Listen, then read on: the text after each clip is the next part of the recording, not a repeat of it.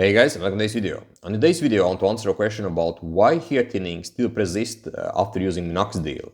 And for you guys watching this channel for first time, my name is Alex and I've been applying Minoxidil for more than 9 years with amazing results.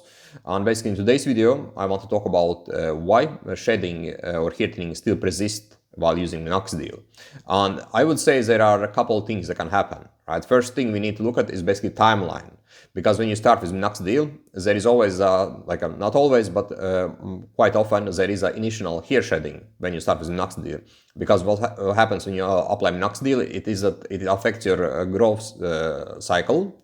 And because of it, there can be some hairs that are kind of weak. They will start to shed when you start with Minoxidil. And that shed can last for 2 weeks and up to 8 weeks for some. Right? Basically, it kind of depends on how strong is your hair growth cycle. And if it's not strong enough, then basically there would be more shedding that can last longer.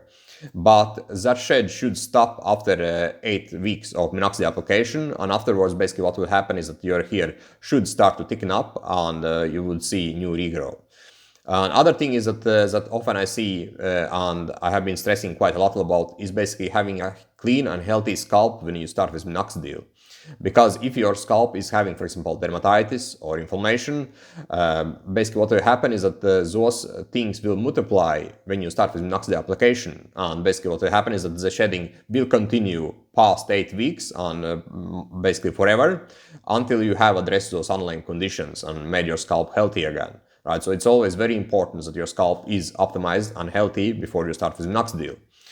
And basically third thing that I would say is often kind of not addressed is basically DHT angle, right? Basically if you start with Minoxidil and you haven't addressed DHT angle, let's say for example if you are having male pattern alopecia, then you have to address DHT angle as well, right? Because Minoxidil may work for some time to begin with, but then the hair thinning will start to kind of reappear because the DHT angle is not addressed.